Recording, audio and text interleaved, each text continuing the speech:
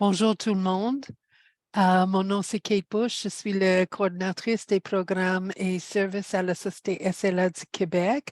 C'est vraiment mon plaisir d'avoir Dr. Dupré avec nous cet après-midi.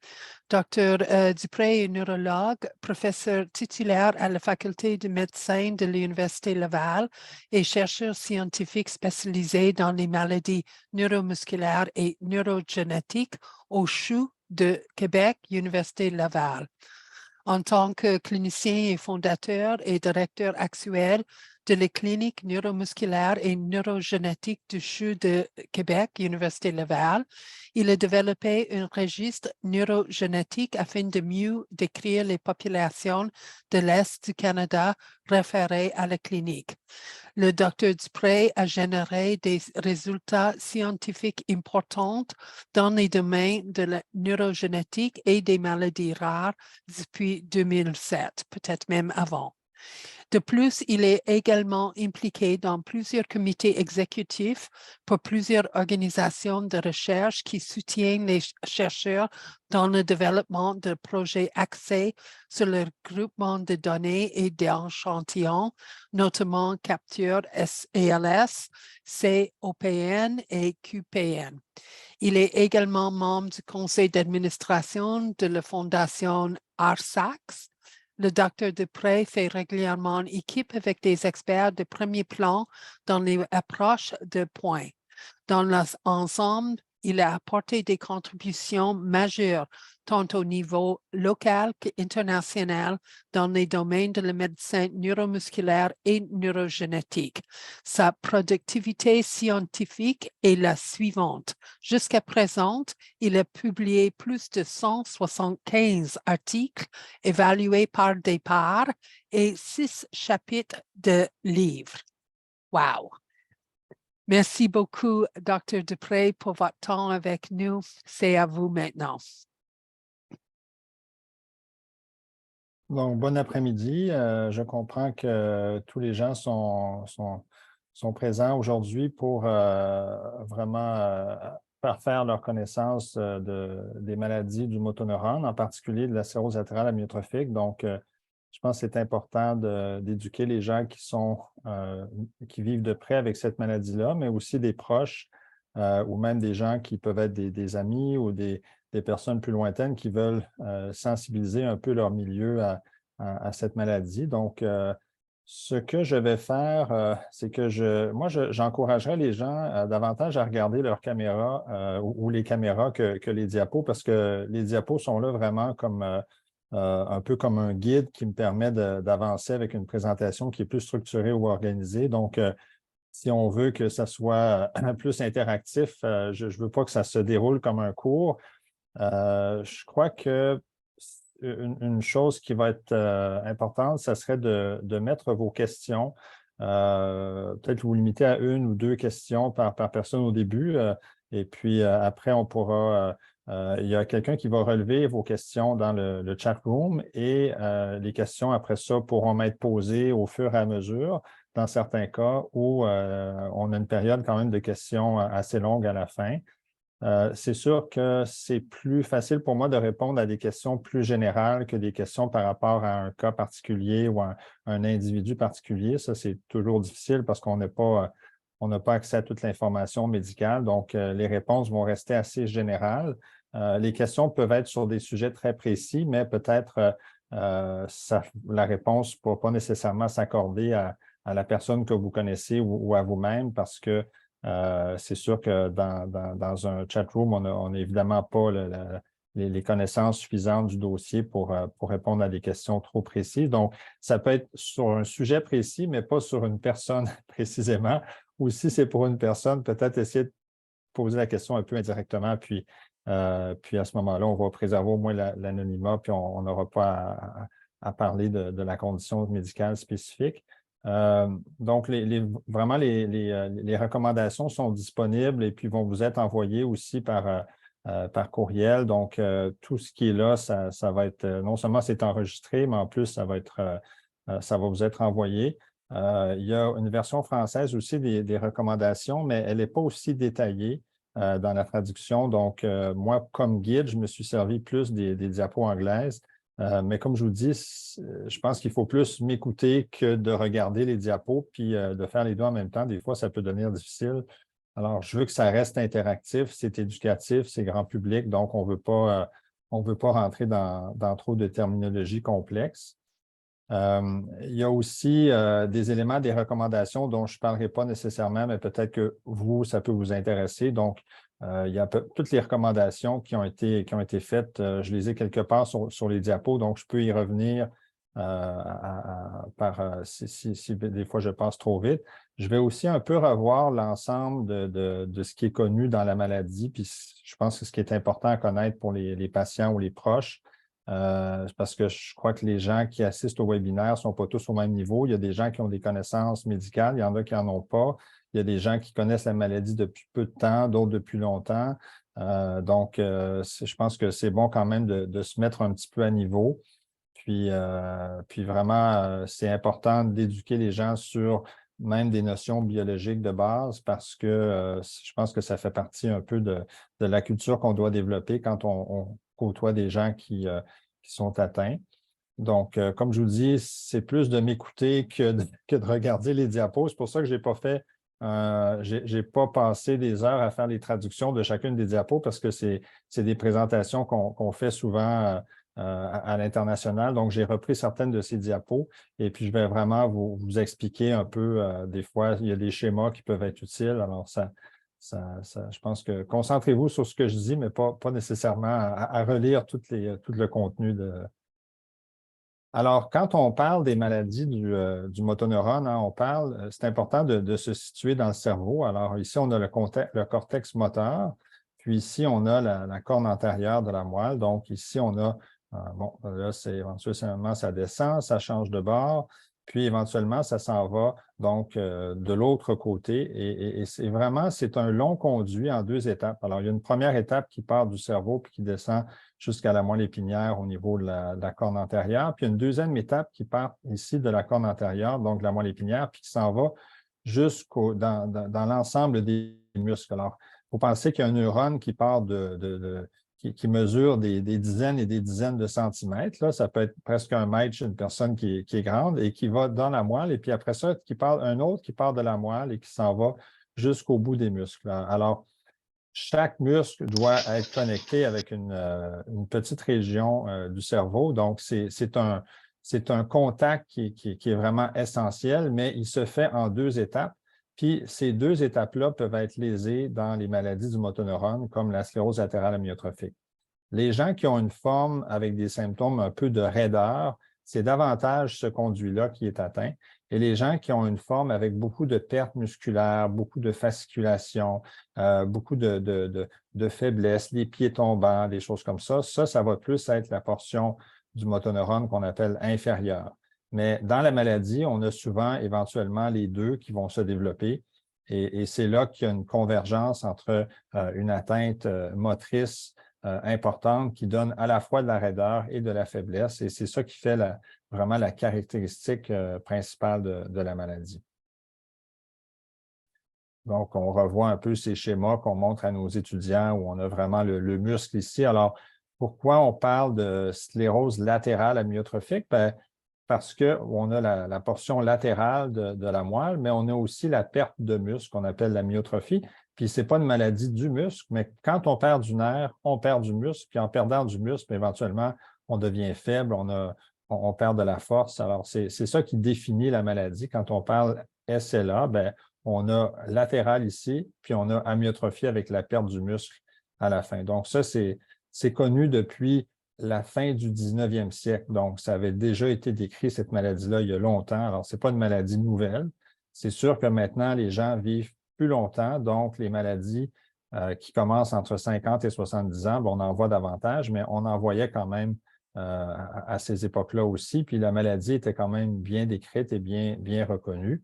Mais c'est certain qu'on en savait beaucoup moins que maintenant sur les causes.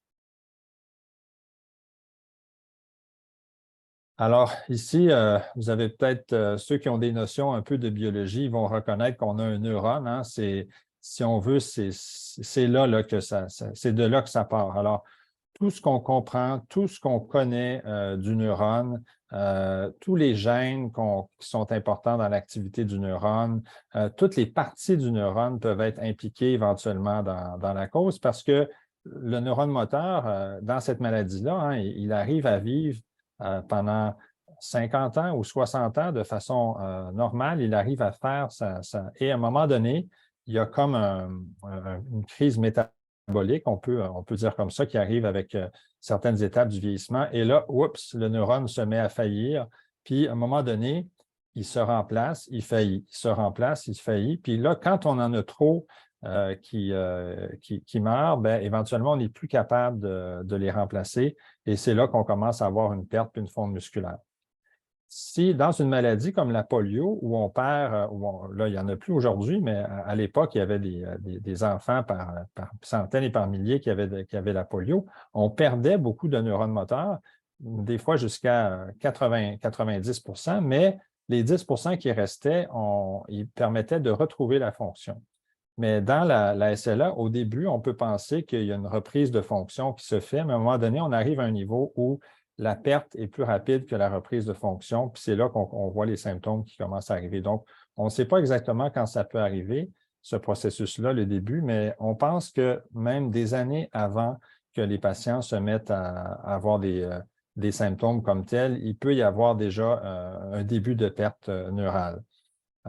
Et là, est-ce que c'est des crampes, un peu de faiblesse, quelques fasciculations? Il y a beaucoup de gens qui nous consultent des fois avec des fasciculations. Souvent, c'est des fasciculations bénignes, mais dans certains cas, il peut y avoir des gens chez qui ça peut être un début d'atteinte, mais dans le moment, on ne peut pas détecter encore la maladie quand le remplacement des neurones se fait rapidement. Donc, on est vraiment dans ce cas-là à un stade précoce. Et c'est avec le vieillissement, on pense qu'à un moment donné, on perd cette capacité à les remplacer. Et là, qu'il y a cette espèce de crise métabolique qui arrive, puis on perd beaucoup, beaucoup de neurones moteurs. Donc, pourquoi on dit neurones moteurs? Bien, il y a des milliers de types de neurones différents. Et il y a des neurones moteurs, des neurones sensitifs. Et les patients qui ont la SLA vont remarquer, même s'ils se plaignent de crampes et de douleurs, ils n'ont pas de perte de sensibilité. Donc, c'est là qu'on distingue cette maladie d'autres maladies où on a dans certains cas, des atteintes des sensations, mais dans la SLA, c'est vraiment une atteinte motrice pure. Ça, c'est ce que je montre souvent à nos étudiants comme étant un peu de physiologie, mais essentiellement, un neurone, c'est une espèce de petite machine électrique. Hein? C'est une machine électrique miniature qui est présente dans à peu près toutes les espèces animales. On a des neurones qu'on étudie chez les espèces très primitives de poissons, dont on sert pour des études, et on a nos neurones très complexes. Alors, c'est sûr que quand on a à remplacer des fonctions, remplacer un neurone du cerveau, ce n'est pas évident parce que vous avez vu le long trajet et c'est un trajet qui s'est défini pendant tout le développement de la personne. Donc, c'est là que beaucoup des traitements visent souvent à maintenir la fonction, puis que des neurones préservés arrivent à remplacer la fonction éventuellement des neurones qu'on a perdus. Parce que ceux qu'on a perdus, malheureusement, on ne peut pas les reformer parce que tout ce circuit électrique-là qui s'est fait depuis le début, s'il ne se refait pas naturellement, on n'est pas capable de le mettre au bon endroit. Il y en a beaucoup trop. Alors, c'est vraiment très complexe le cerveau comme appareil, comme milieu d'interaction biologique. Donc, c'est vraiment ce qu'il y a de plus complexe. Alors, c'est pour ça qu'on a moins de succès dans le moment avec nos thérapies que, par exemple, en oncologie, où on remplace un type cellulaire. Dans les maladies neurologiques, souvent, on doit remplacer des types cellulaires très complexes qui ont beaucoup d'interactions. Donc, c'est là que le défi est de taille. Là. Et juste pour vous prouver que ce n'est pas une nouvelle maladie, bien, ici, on a une note de 1888. Et là, ceux qui connaissent des gens qui ont la maladie, ils vont reconnaître des choses. Par exemple, que la maladie évolue peu à peu, c'est-à-dire que ce n'est pas une maladie qui arrive subitement en 24 heures, mais ça arrive sur des semaines ou des mois. Le patient qui est décrit ici, à l'époque, avait 57 ans, donc il est à l'âge moyen de la maladie, c'est de 50 à 70 ans. Donc, la plupart des patients sont dans ce groupe-là. Il y a des patients qui peuvent présenter avec la maladie plus tôt. Un des cas les plus jeunes qu'on a eu ici dans la région de Québec, il avait 15 ans. Et la maladie peut arriver aussi à l'âge de 80 ans, mais en général, c'est entre 50 et 70 ans. On dit que le patient ici avale de travers. Ça, on parle de dysphagie. Il y a des mouvements fibrillaires. Ça, c'est ce qu'on appelle les fasculations. Donc, il découpe la viande en morceaux très menus. Donc, ceux qui ont des proches avec la maladie ou qui sont eux-mêmes atteints vont reconnaître très bien les caractéristiques cliniques qui ont été décrites à l'époque par le médecin Charcot, qui est un médecin français. Donc, les gens en France vont des fois reconnaître cette maladie-là comme étant une des maladies de Charcot parce qu'il y en a décrit plusieurs. Alors, quand les gens vont consulter pour savoir s'ils ont la maladie, je donnais l'exemple de patients qui consultent des fois pour des petites fasciculations, des crampes au mollet. Souvent, c'est des sportifs, des gens, disons, qui ont connu des personnes atteintes dans leur famille, ils s'inquiètent, j'ai des fasciculations au mollet.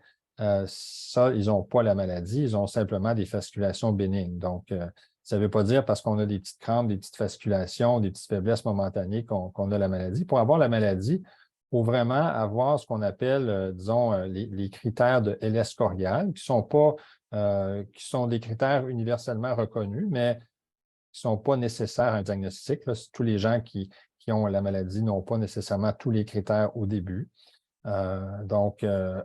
Et c'est quand même des critères qui impliquent les trois sphères qu'on appelle le motoneurone supérieur et inférieur, mais aussi le segment bulbaire, le segment cervical, puis le segment lombaire. Donc, on a divisé l'anatomie des patients en trois. Donc, bulbaire, c'est plus la langue, par exemple. Cervical, ça va être les bras. Puis lombaire, ça va être les jambes. Donc, quand on pose un diagnostic, on s'assure que les gens ont au moins des atteintes dans 2 segments sur 3 et qui ont à la fois l'atteinte du motoneurone supérieur et inférieur, comme je vous le disais tantôt, donc à la fois une composante de raideur ou de réflexe augmenté et de perte musculaire ou de fonte musculaire qu'on appelle la myotrophie ou la faiblesse plus périphérique. Donc, il y a vraiment, donc, on est quand même systématique parce que ce n'est pas une maladie qu'on peut diagnostiquer avec une prise de sang. Là. Maintenant, on peut faire des tests génétiques, puis ça nous permet de faire le diagnostic, mais dans peut-être 5 des cas. Puis encore là, il y a des gens qui pourraient avoir un test génétique, mais pas nécessairement encore manifester de signes de la maladie. Donc, ça nous prend, quand la maladie commence, on n'a pas encore de marqueur spécifique qui nous dit, ah ben voici, la maladie commence. Il faut faire un examen clinique, des fois répéter l'examen clinique, des fois un premier EMG, des fois un deuxième EMG, puis faire d'autres examens pour s'assurer qu'il n'y a pas d'autres causes. Et là, éventuellement, on arrive avec un diagnostic. Donc, cette complexité à faire le diagnostic, ça peut expliquer que parfois les patients n'ont pas un diagnostic officiel avant 6 mois, même des fois 1 année du début des symptômes, parce qu'ils vont voir un premier médecin, les symptômes vont être bizarres, un premier examen, un premier test, puis là, après ça, une deuxième rencontre. Puis souvent, ça va prendre du temps avant qu'on confirme le diagnostic parce que il y a une complexité de critères diagnostiques ici à établir. Et là, on a proposé des critères un peu plus récents où là, il y a, entre autres, on reprend encore les atteintes, l'aspect progressif, l'aspect des atteintes supérieures et inférieures, mais il y a toute une autre série de critères qu'on a ajoutés. Donc, ça permet de poser des diagnostics parfois un peu plus tôt, mais il faut quand même éliminer les autres causes possibles. Alors, disons que on n'est pas encore à la période là, de scientifique où on pourra faire une prise de sang et dire voici, la personne a le marqueur spécifique et elle développe la maladie. Donc, on n'est pas encore rendu à cette étape-là. Je pense qu'il y a beaucoup de recherches qui se fait dans ce sens-là et qu'éventuellement, on va y arriver. Mais dans le moment, on se base encore beaucoup sur l'évolution clinique, sur l'électromyogramme, et puis c'est souvent une convergence de symptômes. Puis ça peut prendre du temps.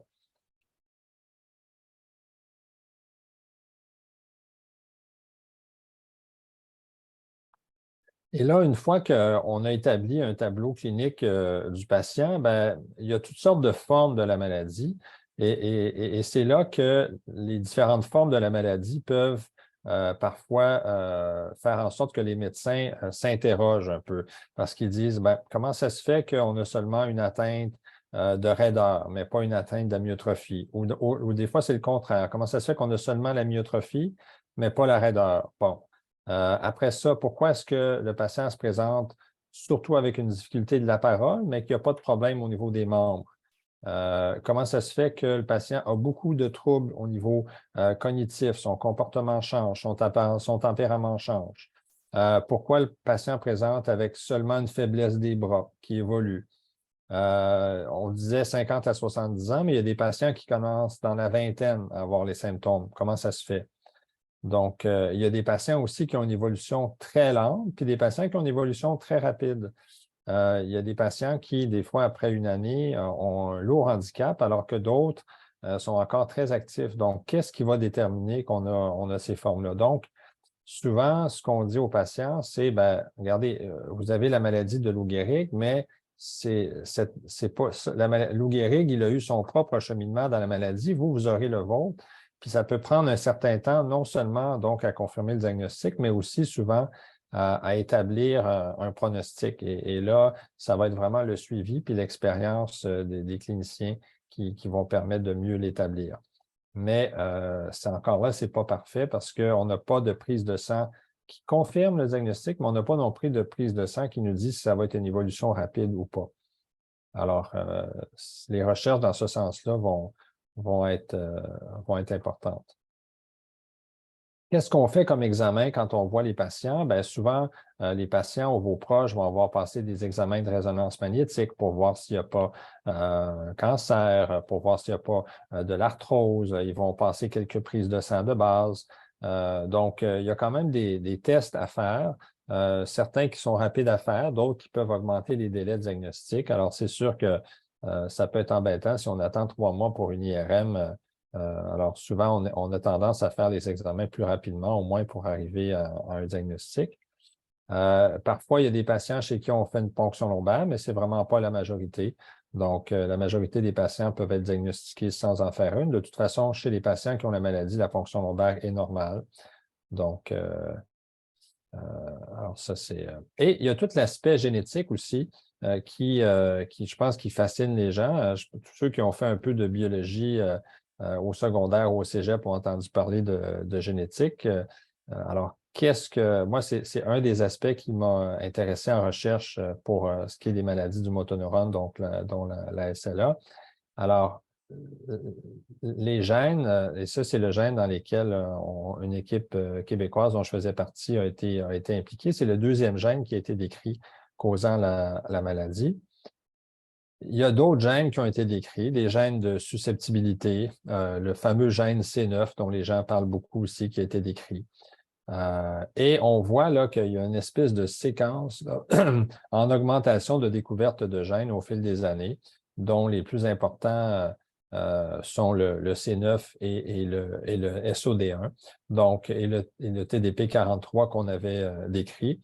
Il y en a qui sont très rares, il y en a qui sont très fréquents. Ceux qui sont en plus gros sont plus fréquents. Mais disons qu'on est vraiment dépendant de la population dans laquelle on est, il n'y a pas plus que 5 à 10 des gens qui vont présenter une mutation génétique qui va expliquer la maladie. Donc, on a encore 90 au moins des gens chez qui on n'a pas de cause génétique connue.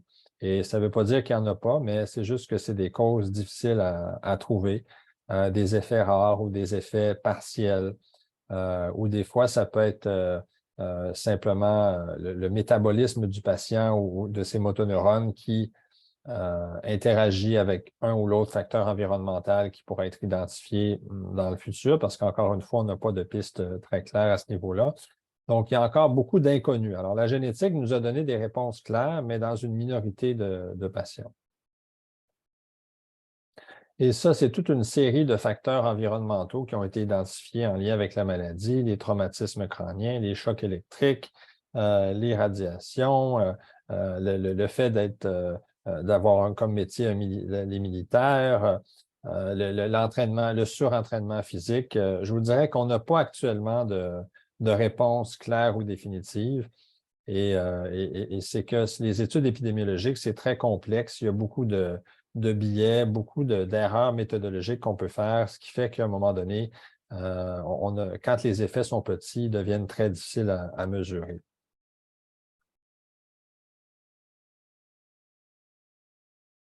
Et ça, c'est pour montrer que dans les facteurs, disons, qu'on appelle épidémiologiques, c'est une maladie qui est plus fréquente chez les hommes que chez les femmes. Donc, on sait qu'il y a une différence en lien avec le sexe, mais encore là, on ne sait pas pourquoi. Donc, ça, c'est des études très rigoureuses qui ont été faites au Japon qui montrent vraiment une augmentation de l'incidence chez les hommes par rapport aux femmes.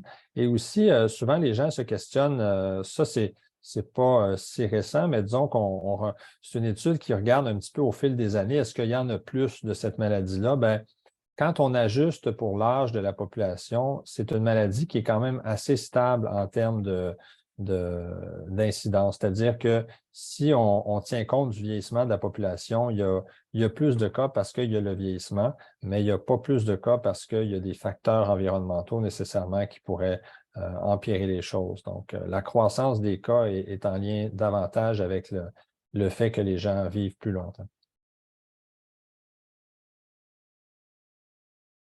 Et ça, c'est des beaux graphiques qu'on fait en biologie pour juste vous expliquer à quel point c'est complexe, puis à quel point il y a des facteurs différents sur lesquels on doit agir pour éventuellement arriver à un traitement ou même à modifier un peu le cours de la maladie. Donc, vraiment, ça prend littéralement des armées de doctorants, là, des jeunes cerveaux en ébullition qui travaillent sur une protéine à la fois, puis des fois sont 8 à travailler sur la même protéine, puis c'est de savoir lequel va réussir à démontrer l'effet ou l'interaction avec un gène. Alors, c'est très complexe, puis c'est quand même une maladie dans laquelle il y a un domaine de recherche qui est bien développé, que ce soit en Europe, aux États-Unis ou en Asie. Donc, il y a quand même un milieu de recherche bien développé et bien coordonné aussi à l'échelle, que ce soit nationale ou internationale.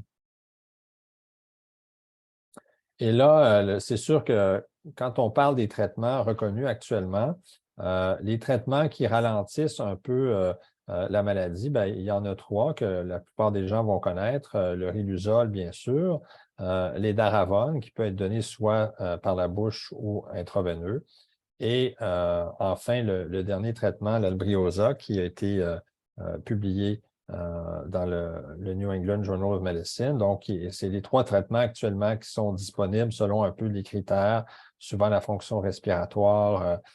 Donc, c'est quand même, les 2 derniers traitements datent des 2-3 dernières années, puis 7-8 dernières années. Donc, ça faisait longtemps qu'il n'y avait pas eu de nouveaux traitements mis en marché depuis le Riluzole. Alors, il y a quand même des options de traitement, mais ça reste des effets qui sont modestes et la prochaine génération de traitements, dont ceux qui sont disponibles maintenant pour les gens qui ont la mutation SOD1, vont être beaucoup plus efficaces que ce qu'on a eu jusqu'à maintenant en termes de ralentir la progression. Donc, c'est des traitements complexes qui demandent beaucoup là, de la part du patient puis à cause des injections qu'il faut faire de façon répétée via une ponction lombaire, mais et qui s'adresse à un petit pourcentage parce que c'est seulement des gens qui ont des mutations dans la SOD1. Quand je parlais des gènes tantôt, là, c'est un petit pourcentage, mais il commence à y avoir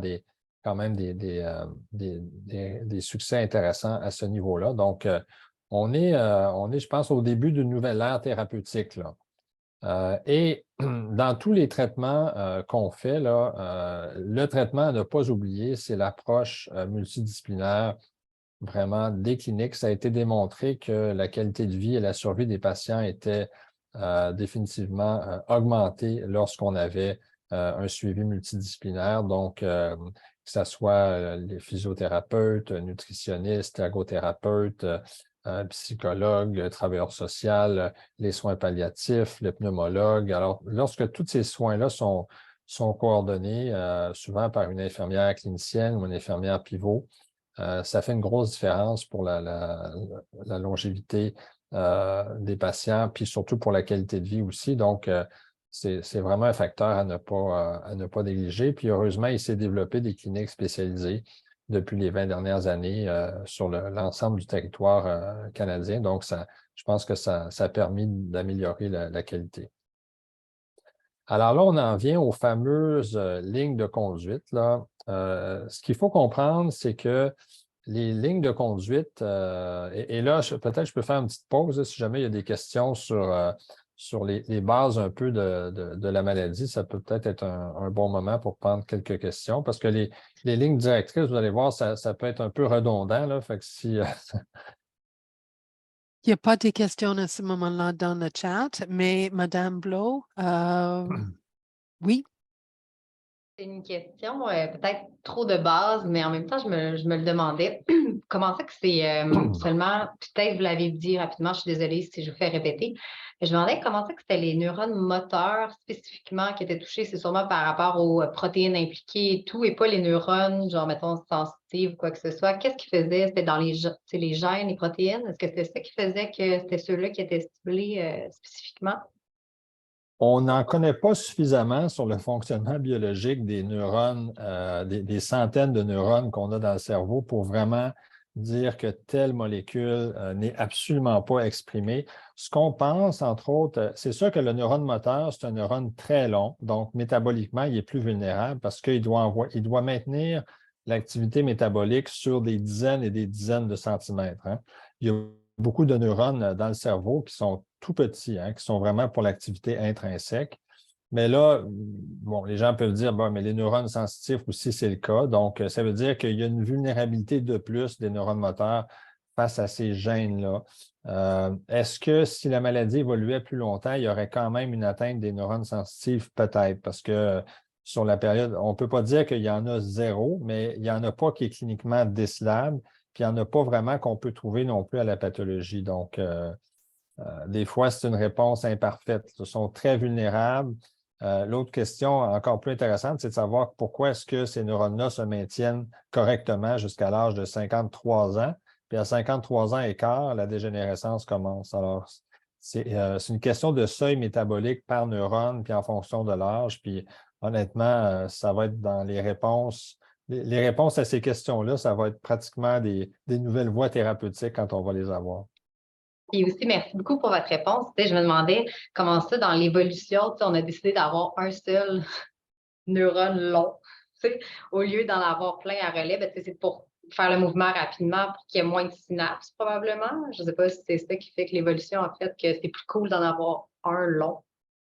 Bref. Je pense que c'est sûr que, disons qu'on prend un mouvement très fin là, qu'on fait, là, un mouvement fin extrême, là, ça pourrait être un pianiste. Tu sais, quand on parle, il faut que la connexion entre la complexité de ce qui est demandé par le cerveau et la complexité de la séquence de mouvement des doigts soit presque directe. Alors, si on avait plusieurs connexions en ligne, probablement qu'on perdrait un peu d'efficacité.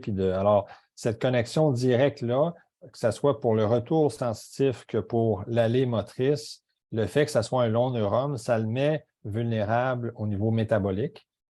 Mais par contre, ça assure une grande, si on veut, une grande précision de mouvement. Fait que je pense que c'est un peu l'équilibre entre la précision puis mais les gens plus grands n'ont pas plus la maladie.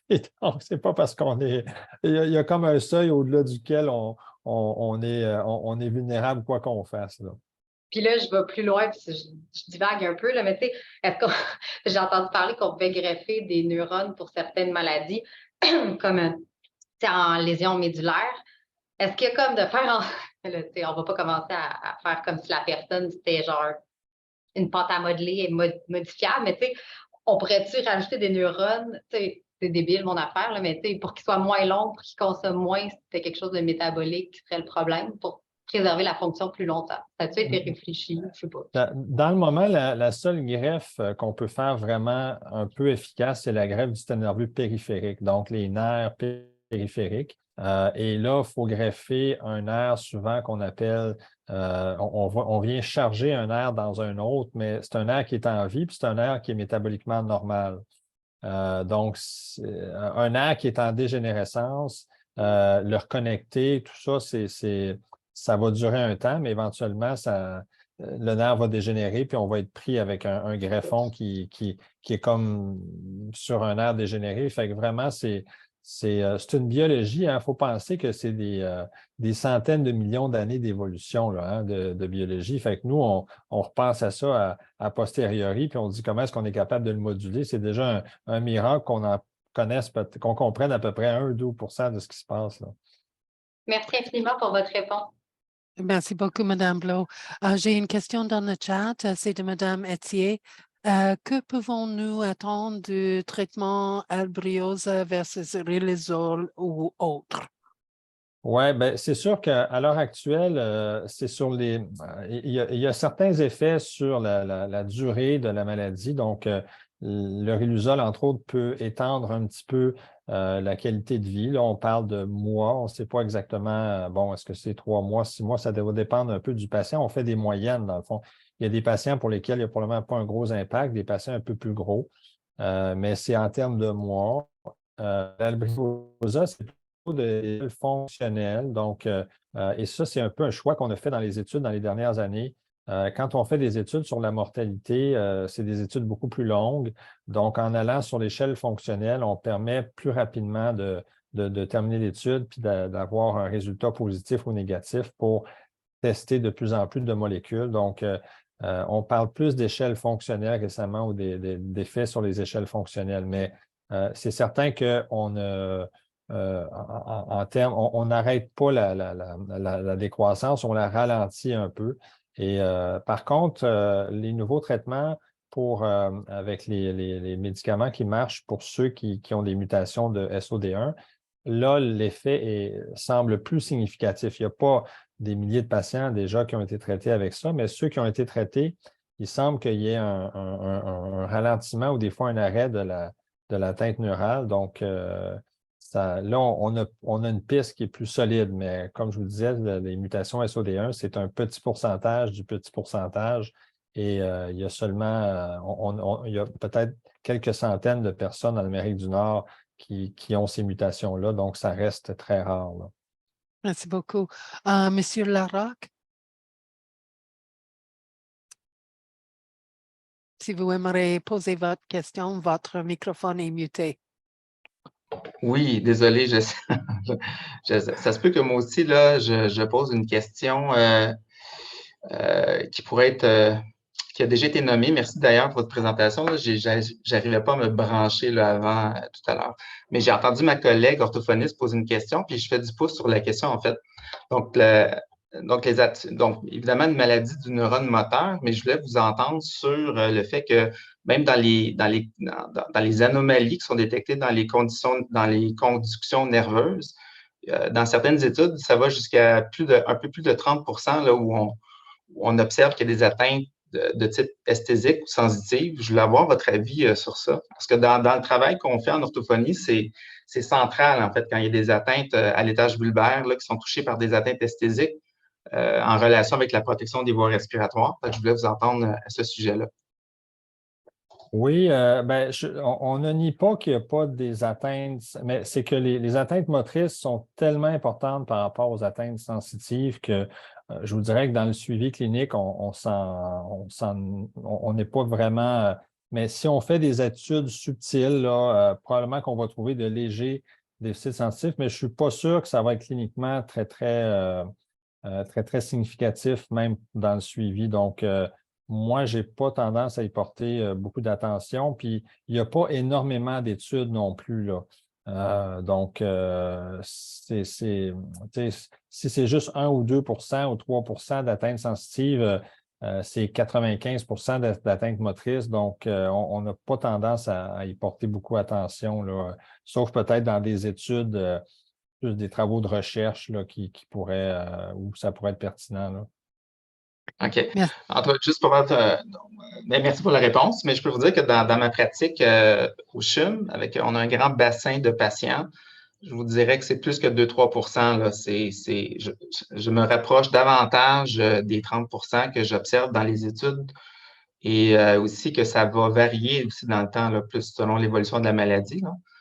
Donc, c'est pas des cas isolés là, que je vois au plan du mécanisme oral périphérique notamment.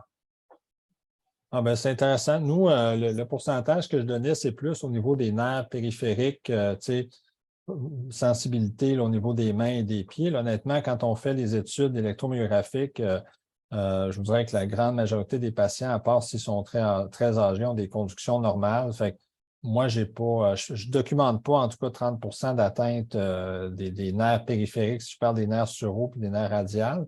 Par contre, quand on étudie en EMG, on n'a pas de données on ne prend pas de données au niveau bulbaire. Donc, ça peut être différent au niveau bulbaire aussi, là. Donc, le pourcentage pourrait être élevé, mais on n'est pas, on ne le mesure pas en EMG, donc je n'aurais pas cette donnée-là.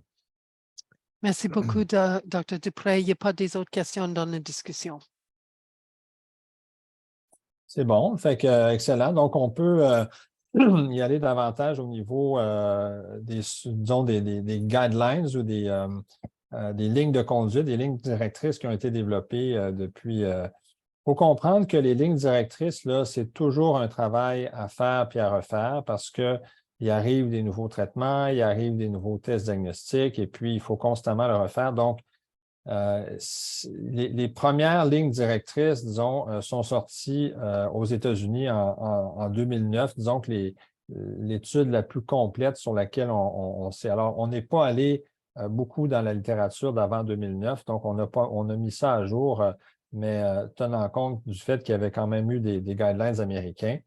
Il y a vraiment des façons de faire ça là, qui sont dictées par des différents comités. Donc, les guidelines que nous, on a fait, voyez-vous, ils ont été faits 11 ans plus tard, mais ça reflète un travail d'équipe là, de la part de neurologues impliqués dans la SLA à travers le Canada. Chacun étudie un peu un segment des soins et vraiment, on essaie de couvrir le plus large possible de l'aspect de soins palliatifs à l'aspect thérapeutique. Mais il faut se baser sur, disons, les connaissances qu'on a, mais aussi sur ce qui a été fait dans la littérature. Donc, c'est vraiment un travail de bibliothécaire médical très, très, très rigoureux.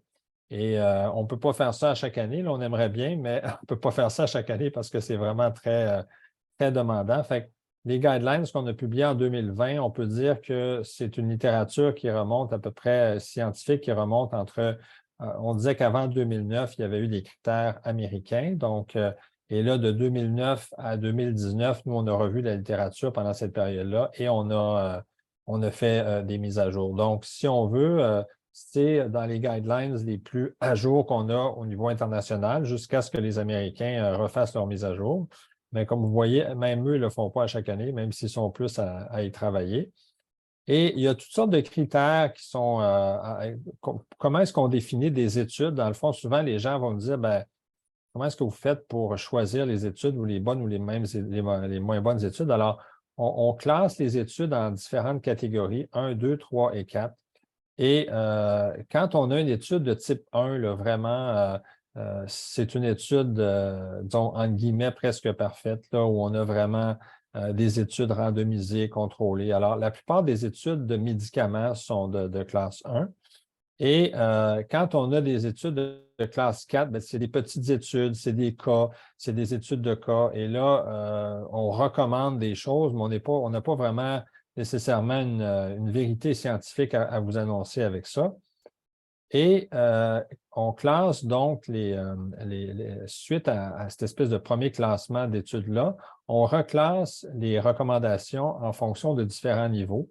Donc, niveau A, niveau B, niveau C, puis consensus d'experts. Ça, consensus d'experts, ça veut dire il n'y a pas d'études et disons que c'est ce qu'on fait en clinique, puis on s'assure qu'il y ait suffisamment de neurologues impliqués dans les recommandations pour que on arrive à un consensus, puis on se dise, bien là, dans telle situation, il faudra faire telle chose.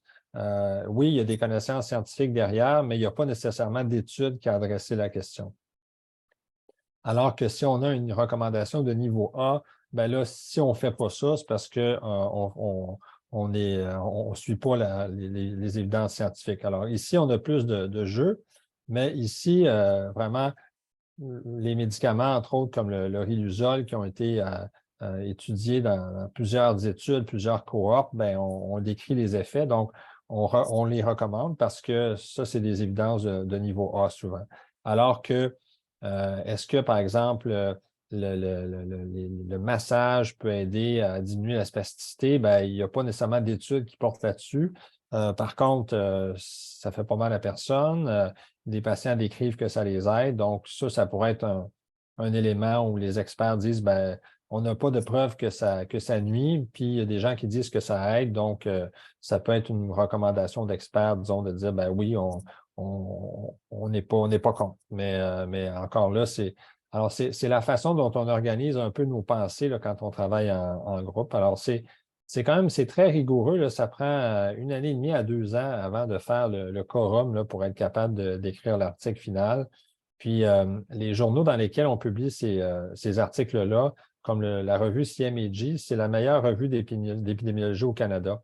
Alors, quand on la publie, puis c'est à l'échelle internationale, c'est une revue qui est très cotée aussi. Donc, quand on la publie, ça veut dire qu'ils ont révisé notre article, ils l'ont critiqué, ils nous ont envoyé au moins une vingtaine de commentaires, puis il fallait y répondre, puis il fallait retourner l'article avec les commentaires, puis après, puis il fallait suivre aussi toute leur méthodologie proposée. Donc, c'est vraiment quelque chose de très, très rigoureux. Et là, on en vient à une série de tableaux là, de recommandations. Alors, là, j'ai encerclé des choses, mais disons que, comme je vous disais tantôt, l'idée, ce n'est pas de lire les diapos, c'est plus d'écouter puis d'avoir une conversation autour de ça. Donc, l'aspect de communiquer le diagnostic ou de poser un diagnostic, bien, on a mis, par exemple, que les patients devraient être référés à une clinique qui est spécialisée, donc qui ne soit pas suivis par des médecins qui ne connaissent pas la maladie. Et que la clinique devrait autant que possible voir le patient dans un délai d'1 mois pour être capable de prendre en charge le patient puis éventuellement de confirmer le diagnostic. Là, vous allez me dire, est-ce que c'est toujours le cas? Bien, c'est sûr que nous, on fait des guidelines selon des consensus d'experts.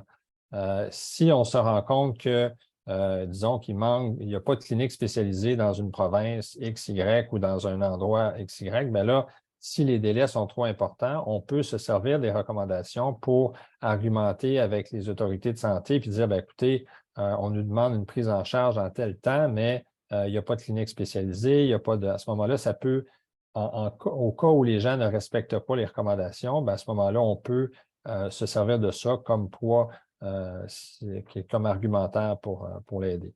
On recommande que les gens soient inscrits à la Société SLA. On parle aussi éventuellement du pronostic avec les patients. Donc, il y a des démarches, disons, qui sont là. Il n'y a pas eu d'études à savoir quand est-ce qu'il fallait parler nécessairement du pronostic. C'est un consensus d'experts. Bon, on y va avec le gros bon sens dans ce cas-là.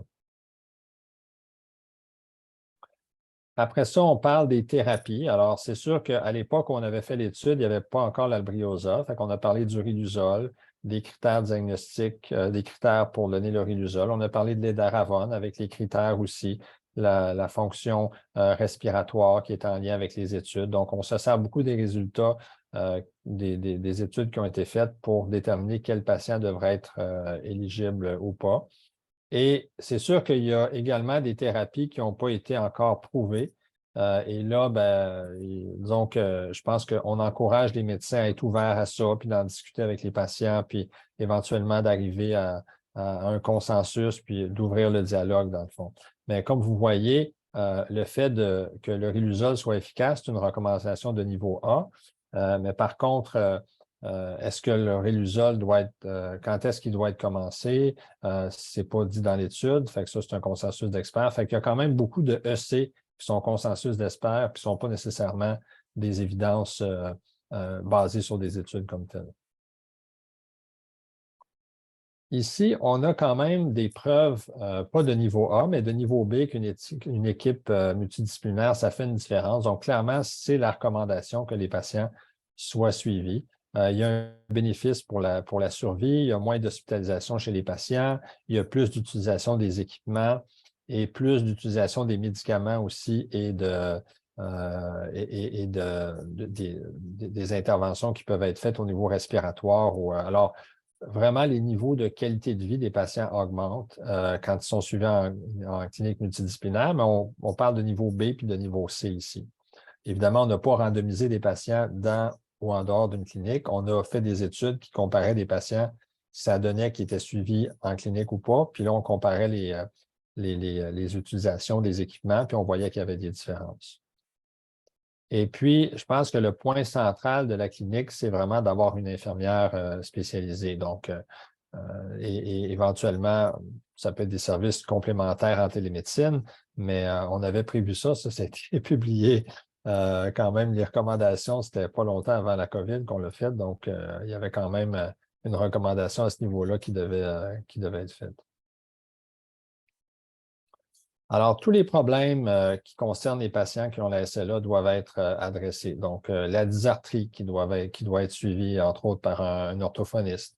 L'aspect des aides de communication. Alors, ça, il y a vraiment beaucoup de stratégies qui peuvent être employées. Puis je pense que ça, je n'irai pas dans les détails parce que ce n'est pas ma spécialité comme telle, l'orthophonie, mais je pense qu'il y a beaucoup de recherche qui se fait là-dessus. Mais encore une fois, dans les stratégies, il n'y a pas nécessairement d'études rigoureuses qui ont été faites. C'est souvent des recommandations basées sur la connaissance qu'on a de la physiologie. Ensuite, il y a l'aspect de l'exercice. Il y avait une génération précédente de neurologues qui disaient aux patients qui avaient des maladies neuromusculaires de ne pas trop faire d'exercice. Aujourd'hui, c'est plutôt le contraire. On dit aux gens, bien, écoutez, allez-y pour que ça soit agréable. Faites pas d'excès nécessairement, mais je pense que les gens qui ont une bonne forme physique de base, en général, ils vont avoir un meilleur pronostic, peu importe la maladie. Alors, ici, on voit que on n'a pas vraiment fait d'études rigoureuses à savoir le niveau d'intensité, mais quand même des intensités modérées, là, ce serait bénéfique. Ça, c'est ce qu'on a vu, que ce soit des exercices de renforcement au niveau musculaire ou des exercices plus aérobiques. Et il y a aussi les étirements. C'est des choses qu'on va faire, entre autres, pour des patients qui ont de la spasticité. Alors ça, c'est reconnu. C'est souvent les physiothérapeutes qui vont s'impliquer dans ces aspects-là. Ça montre l'importance, encore une fois, du multidisciplinaire. Donc, une clinique ne peut pas se passer d'orthophoniste, ne peut pas se passer de physiothérapeute. Nous, on a un physiatre aussi qui est associé à la clinique qui peut traiter les patients pour la spasticité. Donc, vraiment, ça prend... tous les patients n'auront pas nécessairement besoin à chaque visite de voir ces intervenants-là, mais à plusieurs reprises, ils vont les voir, puis les soins devront être orientés.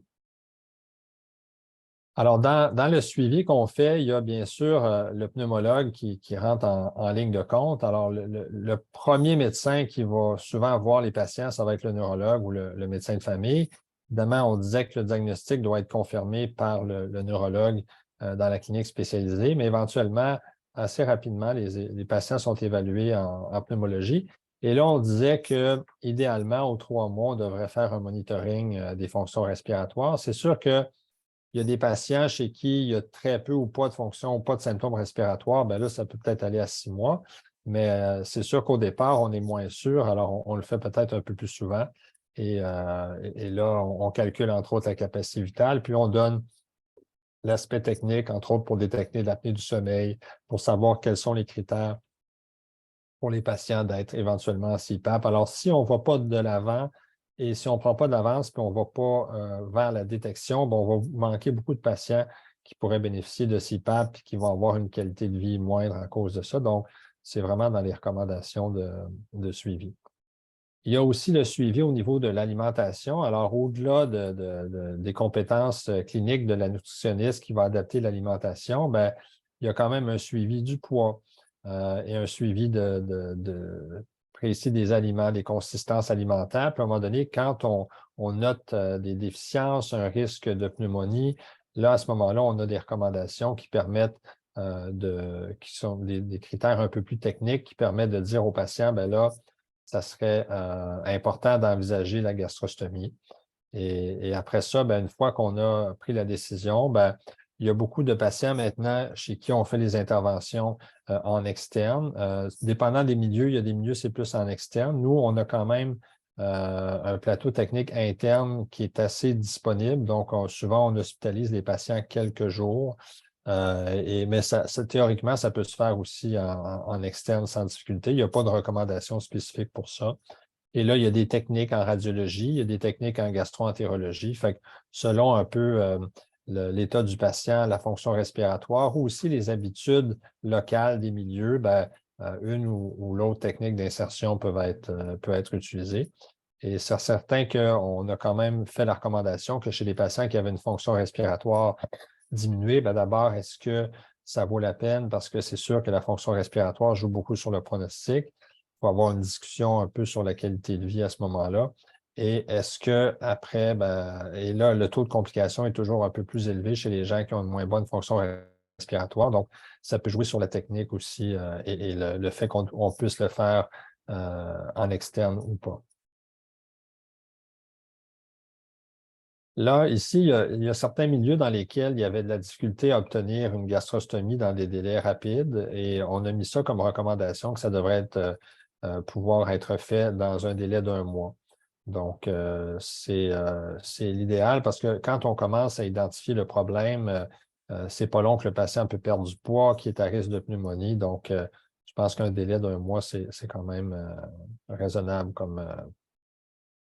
Et là, il y a toutes sortes d'autres éléments, les diètes riches en apports caloriques. Et là, bon, c'est des recommandations peut-être un petit peu moins fortes, mais ça va être beaucoup le travail des nutritionnistes. Et puis, il y avait des nutritionnistes qui étaient impliqués aussi dans nos analyses initiales. Et là, on a des recommandations aussi beaucoup sur les symptômes des patients, et là, c'est vraiment là le contexte neuromusculaire, donc le contexte multidisciplinaire. Donc, douleur, fasciculation, la syalorée, c'est lorsque les patients ont beaucoup de salivation. Alors, il y a des recommandations de traitement en lien avec le traitement, en lien avec ces symptômes qui sont quand même assez fréquents chez les patients. Les fasciculations, souvent, les patients n'ont pas nécessairement besoin de traitement. Dans certains cas, ils peuvent répondre un petit peu au neurontin. Donc, il y a quelques études qui avaient été faites avec le gabapentin ou le neurontin. Et pour ce qui est de la syalorée, souvent, ça va être des petites doses anticholinergiques ou de la toxine botulinique qui peut être mise au niveau des glandes salivaires. Certains patients peuvent avoir aussi, dans des cas réfractaires, des petites doses de radiation au niveau des glandes salivaires. Donc, il y a quand même des options qui ont déjà été étudiées dans des études de niveau C, donc des petites études. Alors, ça fait beaucoup, là. Je peux peut-être prendre des questions dans je ne sais pas s'il y a des questions dans le chat room ou. Il n'y a pas de questions jusqu'à le moment. Donc, si vous avez des questions en tête ou... Ah, il y a quelque chose? Dans vos centres, est-ce que c'est d'emblée une gastrostomie à HCLM? Il est souvent envisagé d'installer une gastro-jejunastomie avec porte gastrique et jejunale en vue d'avoir le porte jejunale en fin de parcours sans subir de révision de l'appareil de stomie. Je suis curieuse de voir ce qui se fait ailleurs. Oui, écoute, moi, la notion que j'ai, c'est davantage gastrostomie, là, mais je peux pas. En fait, il faudrait que j'ai accès à davantage moi, j'ai pas. Je pense que toutes les options sont possibles, là, mais j'ai pas vraiment regardé cet aspect-là, cet aspect technique-là. Puis, étant donné que je vous dirais que dans les recommandations, on y va de façon très générale. Fait on essaie de ne pas trop être spécifique à la conduite d'un centre et d'un autre. Là, fait que je n'ai pas porté j'ai pas porté, disons, j'ai pas été, je ne suis pas au fait de cet aspect technique-là là, dans notre centre, à savoir si on privilégie une technique ou une autre. Là. Merci beaucoup. Est-ce qu'il y a des autres questions avant? J'aimerais vous entendre sur les éteintes cognitives et le SLA. Ça, c'est de Mme Audet. Oui, c'est certain qu'on peut dire que les atteintes cognitives sont à 2 niveaux. Là. Donc, il y a vraiment un petit pourcentage de patients qui ont ce qu'on appelle la démence frontotemporale et la SLA. Donc, eux vont avoir des atteintes cognitives vraiment sévères, des changements de la personnalité, des graves troubles de mémoire. Et ces patients-là vont être très rapidement en perte d'autonomie. Donc, vraiment, la survie de ces patients-là est de beaucoup diminuer. Donc, le suivi devient difficile à cause de c'est des patients qui très rapidement sont en perte d'autonomie puis doivent être souvent dans des ressources intermédiaires comme des CHSLD ou autres parce que ça devient très difficile à la maison. Donc, c'est une démence, la démence frontotemporale qui est très comportementale. Puis quand tu es associé avec la SLA, ça devient vraiment une maladie très, très rapide d'évolution puis très sévère. Autrement, chez les patients qui n'ont pas cette forme-là, puis qui ont, si on peut dire, la SLA plus classique, ce qu'on va voir, c'est ce qu'on appelle l'affect pseudobulbaire. Donc, les gens qui vont avoir tendance à avoir des quintes de pleurs et pas être capable d'arrêter de pleurer, des fois pour des choses, ça peut être des choses plus banales ou des choses plus graves, mais où des fois, ils vont se mettre à rire de façon un peu inappropriée, difficulté à contrôler leurs émotions. Ça, on va voir ça, mais ce n'est pas de la démence, c'est plus une caractéristique qu'on voit des gens qui ont des atteintes cérébrales sous-corticales comme dans la SLA. Et sinon, il y a des atteintes plus subtiles, peut-être au niveau de l'organisation, de la pensée, tout ça. Donc, mais ça, c'est très subtil, puis il faut faire des tests neuropsychologiques précis pour le faire. Donc, Merci beaucoup. Il n'y a pas des autres questions à le moment. c'est bien, excellent. Donc, on va continuer avec Alors, justement, on en venait à l'affect pseudobulbaire. Donc, qu'est-ce que ça veut dire? C'est un peu ces espèces d'oscillations émotionnelles qu'on peut voir souvent souvent des pleurs, sans que la personne soit nécessairement dépressive, mais on peut lui parler d'un événement triste là, qui normalement ne va pas l'affecter beaucoup ou ne l'aurait pas affecté beaucoup. Puis là, oups, la personne se met à pleurer puis n'est pas capable de contrôler ses pleurs. Donc, ça peut se traiter quand même. Puis comme il y a eu des études cliniques, il y a eu des recommandations de niveau B avec certains médicaments, mais la plupart du temps, on utilise la métriptyline et pour ça, il n'y a pas eu d'études cliniques.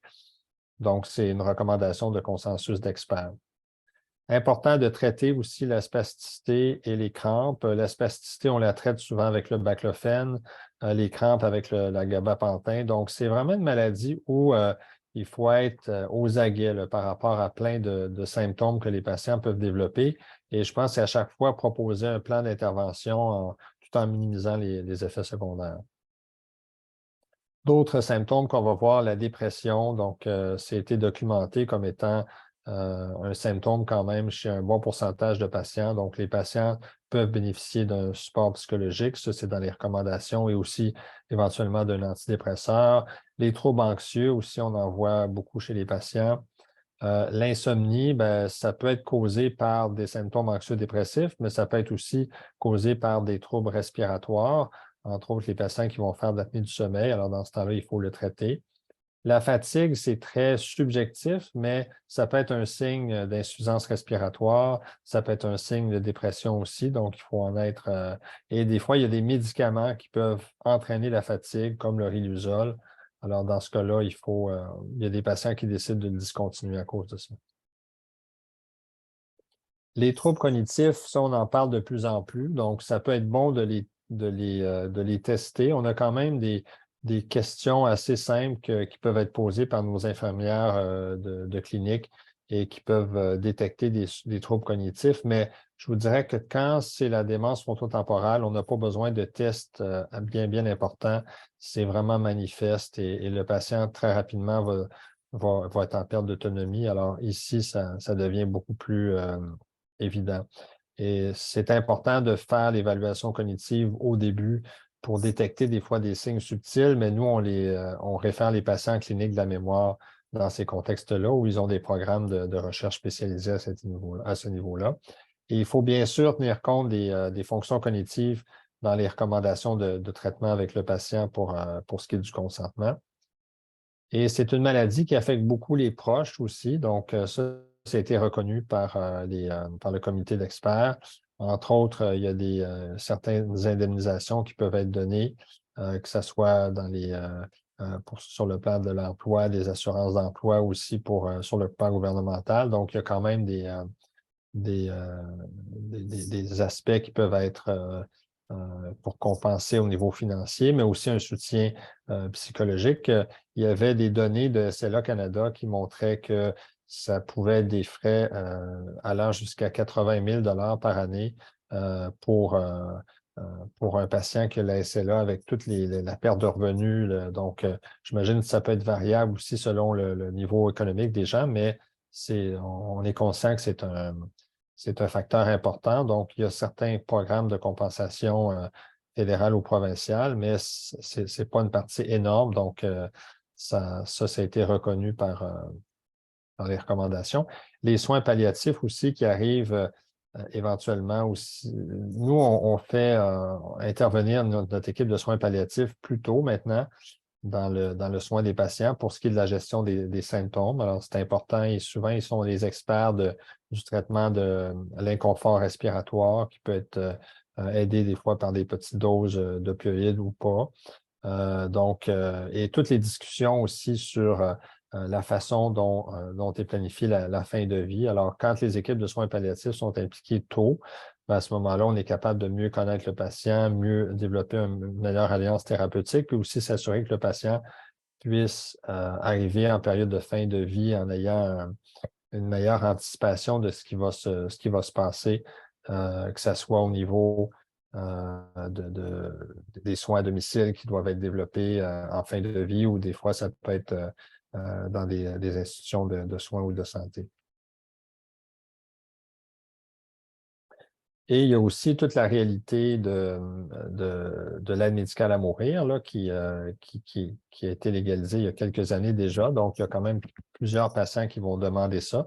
Ça a été inclus dans les guidelines parce que c'était quelque chose ça venait d'être légalisé au Canada. Donc, on a pu l'inclure. Mais comme vous voyez, c'est seulement des recommandations d'experts. Donc, l'aide médicale à mourir doit être discutée avec le médecin ou l'infirmière selon les critères un peu régionaux. Les patients qui font la demande doivent continuer à recevoir des soins, des soutiens, des soins palliatifs. Donc, éventuellement aussi, les patients qui décident de faire un don d'organes pour la recherche ou pour transplantation, il y a toutes ces options-là qui peuvent être offertes, dans un contexte de soins de fin de vie. Alors ça faisait partie aussi des recommandations. L'aide aussi pour les personnes en deuil au niveau psychosocial, ça couvre quand même assez large. Donc ça, c'était pour les petits tableaux que j'avais à présenter. Là. On a entamé un petit peu la période de questions. Ça nous laisse quand même 20 minutes. Et ça, c'était une citation de Charcot que j'avais, mais c'est plus une citation scientifique, fait qu'elle va peut-être être moins pertinente pour vous. Donc, moi, je peux peut-être arrêter de partager, ou sinon, à moins que je les garde, puis peut-être mieux peut-être de retourner à l'auditoire. Oui, c'est bien. Merci beaucoup. C'était vraiment fort intéressant, beaucoup d'informations. Est-ce qu'il y a des commentaires ou des questions à partager avec Dr. Dupré? Madame Lahaye, j'ai vu que vous prenez des photos de les diapositives. Reste assuré que je vais envoyer vous le document soi-même, donc ça va être peut-être plus facile à lire. Merci. Bienvenue. Est-ce qu'il y a des gens qui ont des questions ou qui veulent partager quelque chose ou quelque chose de précis? Dr. Dupré, j'ai une petite question. Vous parlerez des atteintes cognitives, mais de quoi je comprends, il y a des atteintes comportementales, il y a des changements comportementaux jusqu'à peut-être 50% des gens qui sont atteints avec la maladie.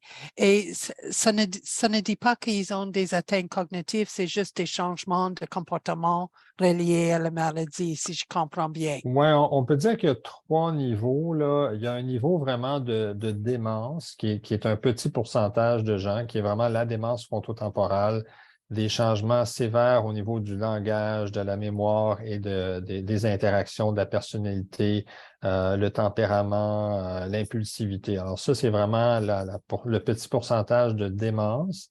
Il y a des changements cognitifs très subtils. Des fois, ça peut être une petite accentuation de traits de personnalité des gens.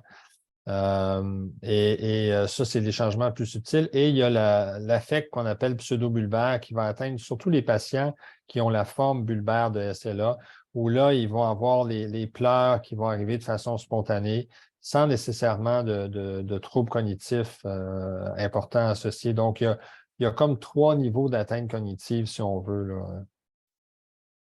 Merci beaucoup. Cette question est peut-être plus pour moi, mais allez-vous envoyer la présentation à tout le monde? J'aimerais bien avoir une copie de la présentation, s'il vous plaît. La conférence serait disponible à revoir et je vais envoyer vous des copies en anglais et en français sur les pratiques optimales. Mais la présentation soi-même de Dr. Dupré va rester avec Dr. Dupré. J'espère que ça c'est bien, Madame Fortin. Vous auriez l'article soi-même plus accès à la conférence. Merci beaucoup. Il y a une autre question assez longue. Laisse-moi juste monter ça un petit peu.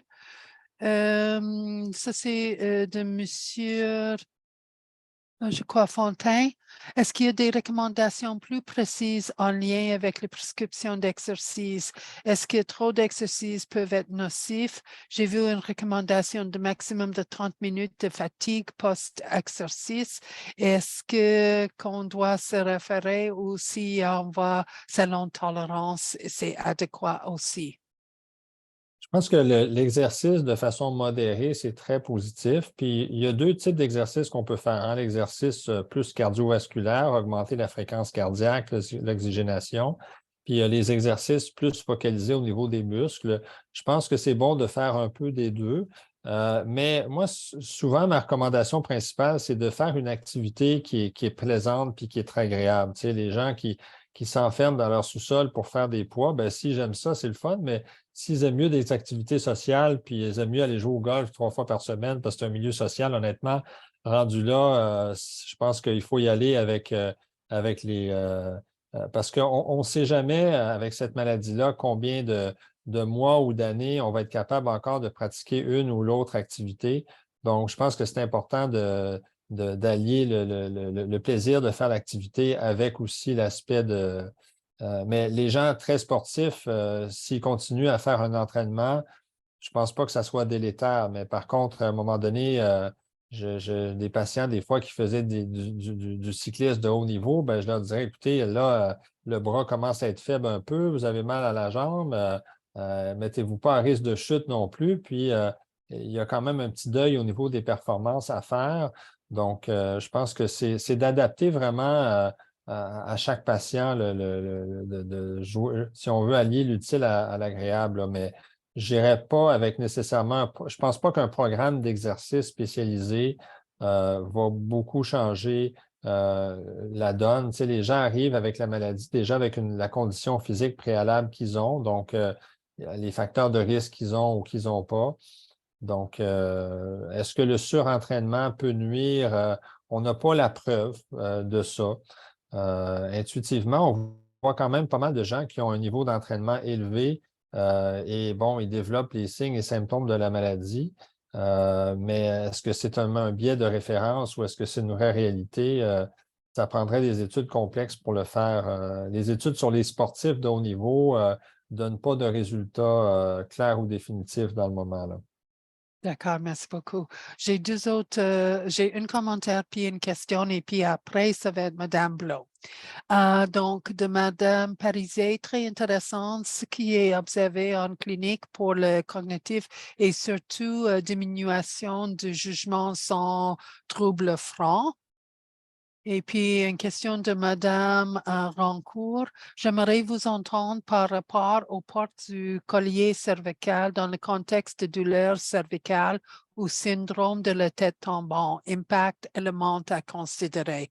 Merci.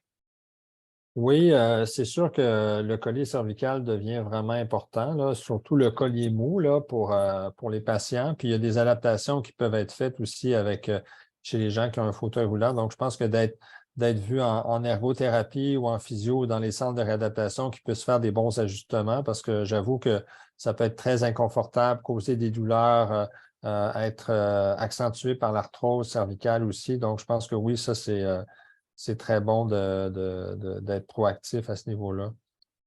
Merci beaucoup. Madame Blo.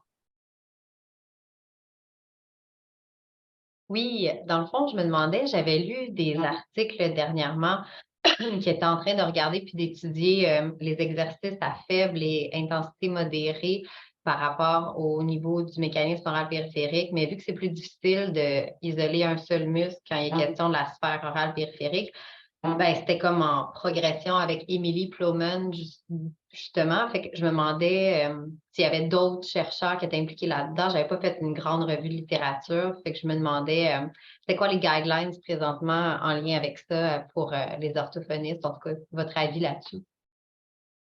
Moi, c'est sûr que je suis moins orthophoniste, là, donc les traitements spécifiques, on est moins. Mais il faudrait que je demande à nos orthophonistes qu'est-ce qu'ils recommandent précisément parce que, honnêtement, dans notre clinique multidisciplinaire, là, on est on est très segmenté dans nos approches. Donc, moi, je ne vais pas faire de recommandations techniques dans ce sens-là parce que vraiment, on a toute notre panoplie de professionnels qui sont vraiment plus compétents que moi, là. Pas de problème. Tu sais, j'ai quand même discuté avec mes collègues orthophonistes aussi. On s'échange des informations sur la SLA. Fait que mon collègue Carl Larocque, qui s'il voulait commenter aussi, pourra aussi. Mais comme quoi, tu sais, ça pouvait être bénéfique de faire de l'expiration avec justement la dispariation forcée, mais pas en dépensant un certain volume pulmonaire pour pas trop forcer. Puis que ça pouvait améliorer et la déglutition, ou en tout cas empêcher la dégradation de la déglutition, puis peut-être même améliorer un petit peu la parole. Il faudrait que je relise les études, mais c'était quand même prometteur, mais en clinique, c'est pas tout à fait appliqué où on n'a pas le matériel tout le temps. Il faudrait le demander, mais pour le demander, il faudrait justifier puis continuer à discuter ensemble pour voir si ça serait bon parce que il faudrait le recommander aux patients de l'acheter. Mettons un EMST, par exemple, des trucs pour l'expiration, le flot d'air expiré. Là. Fait que, on est comme là-dedans de ce temps-ci. Merci. Merci beaucoup. Carl. Oui, merci. Attendez, là, je suis comme perdu là, dans. Je pensais pas que c'était rendu à moi. Je voulais. Je ne sais pas si me. OK. Merci beaucoup pour la présentation encore une fois. Est-ce que vous m'entendez? Oui. OK, parfait. Je voulais savoir si si je ne me trompe pas, là, au NILS, je pense que c'est Northeast ALS, là, il y avait eu un sous-groupe, en fait, qui avait été formé, il me semble, près des années. Carl, et vous êtes encore là?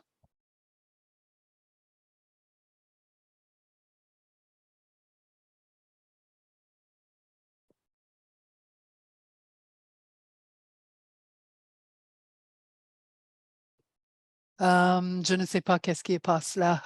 Carl, nous avons perdu votre contact. Est-ce qu'il y a des autres questions? Des commentaires? Nous avons quelques minutes qui restent quand même.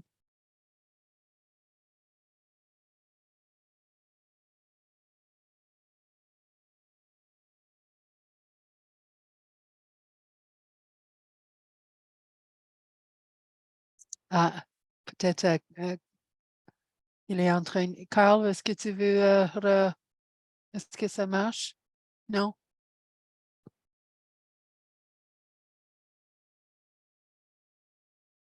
Est-ce que vous m'entendez? Oui, oui. Désolé, le système a planté. C'est pour les mêmes OK. que j'ai eu de la misère à me brancher. Je voulais savoir, Dr. Dupré, si vous aviez eu écho d'un sous-groupe, un peu à l'instar de ce qu'il y a eu au NILS. Donc, il y avait eu je pense que c'est un subcommittee group là, qui était dédié, en fait, au SLA avec une atteinte bulbaire. Et je pense que c'était comme une équipe, en fait, d'orthophonistes et de neurologues là, qui avait été mise sur pied. Puis, c'était comme de mémoire, c'est des provisional guidelines. Ça faisait référence à quand orienter, en fait, les usagers vers l'orthophonie. Ah, ils ont un problème. Ouais, je pense que le Wi-Fi de leur hôpital fluctue un Oui. peu. Mais moi, je n'ai pas vraiment entendu parler de cette étude-là ou de ces guidelines-là, mais il reste que on avait quand même dans nos guidelines quelque chose de général là, sur l'orthophonie, mais ce n'était pas sur des traitements spécifiques, c'était plus sur la référence puis le fait que l'orthophonie est essentielle dans le suivi, là. Nous, on participe actuellement à une étude avec une orthophoniste de UofT qui est spécialisée dans le langage, là, puis elle essaie de trouver si on veut, des outils pour diagnostiquer précocement la maladie en lien avec la dysarthrie puis l'apparition des symptômes bulbaires. Donc, ça, c'est la contribution qu'on fait à l'heure actuelle, mais je n'étais pas au courant non, de ces guidelines-là, mais c'est intéressant. En fait, on devrait probablement avoir des guidelines pour presque chaque sous-groupe de sous-spécialistes qu'on a dans notre. Nous, on avait une pneumologue qui est impliquée dans les guidelines. Je ne sais pas si on avait spécifiquement des orthophonistes, mais on en a impliqué, disons, de façon peut-être un peu plus informelle. Puis on a lu aussi une partie de la littérature qui avait été faite de ces départements-là. Merci beaucoup. J'ai une question, c'est de Mme Lestage. Est-ce qu'il y a des données sur les facteurs favorables à l'acceptation du diagnostic? Oui, il devrait y en avoir. Facteur, est-ce qu'on parle du contexte ou du moment où quand on parle de données, ça veut dire qu'on a vraiment fait des études comparatives hein, de différentes approches. Je ne pense pas qu'on ait d'études comparatives vraiment en grand nombre, mais disons que on a tendance à privilégier une approche par étape. Donc, une rencontre où on fait beaucoup de tests techniques. Après ça, une rencontre où on va voir le patient avec des membres de la famille, où on commence à élaborer les aspects diagnostiques. Après, ben, quand on suit le patient, c'est plus facile d'établir le pronostic. Donc, je pense que, et de toute façon, on sait très bien qu'en donnant trop d'informations dans une première rencontre, la capacité du patient à retenir l'information n'est pas nécessairement très grande parce que la première rencontre, le patient a beaucoup d'anticipation, beaucoup de questions, beaucoup de stress, beaucoup d'angoisse. Donc, on essaie graduellement de faire filtrer l'information. Puis c'est là que le suivi multidisciplinaire est important parce que chaque professionnel va tenir un petit peu le même discours en fonction des notes qui ont été faites et c'est là qu'au fil des années, les gens développent leur expertise sur la clientèle, puis ils savent, bon, ben, tel docteur a dû dire les choses de telle façon, tel professionnel les approche de telle façon. Donc, nous, on travaille avec pratiquement toujours les mêmes intervenants en clinique, donc ça nous permet de lire un petit peu les notes des uns et des autres, puis d'adapter notre discours en fonction à quel niveau on est rendu dans la maladie. Je pense que Est-ce qu'il y a des données là-dessus? Je pense qu'il y a beaucoup de travail très intuitif qu'on fait là-dedans, puis c'est un petit peu la culture du milieu qu'on développe aussi, là. Merci beaucoup. Bonjour, je suis désolée, j'avais enlevé les lunettes trop vite. Bonjour, je suis physiothérapeute et j'observe que certains clients tolèrent mal le CPAP, BiPAP. Puis-je donner certains trucs pour cela? Oui, c'est vrai qu'il y a des patients qui tolèrent très mal. Est-ce qu'il pourrait y avoir des interventions spécifiques au niveau physio, au niveau ça, encore une fois, c'est vraiment nos pneumologues là, qui sont les experts là-dedans, du type de. Puis il y a les inhalothérapeutes aussi qui vont s'impliquer, l'aspect technique.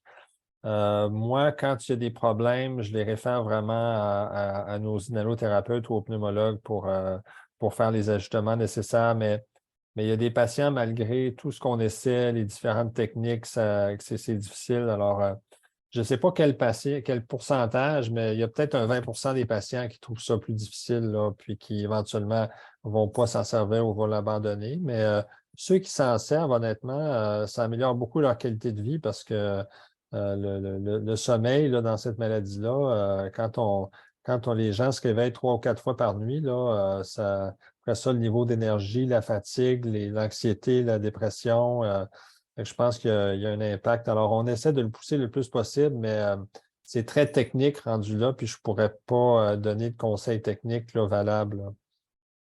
Merci beaucoup. Je n'ai pas des autres questions dans le moment dans la discussion. Est-ce qu'il y a des autres personnes qui ont une question de vive voix ou un commentaire à partager? Nous avons 4 minutes qui restent.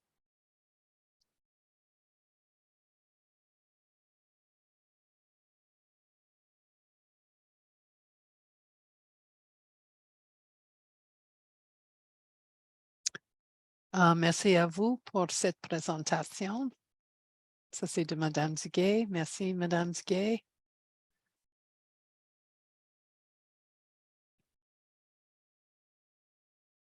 Maintenant, un autre, merci beaucoup. Donc, j'ai l'impression qu'il n'y a pas des autres commentaires ou questions. Et si c'est le cas, j'aimerais remercier tout le monde pour votre participation cet après-midi et spécialement Dr. Dupré pour votre temps et pour votre expertise que vous avez vraiment donnée à partager avec toute notre communauté. Donc, un grand merci de la part de la SLA Québec. Donc, merci beaucoup à tout le monde. Cette conférence est maintenant terminée.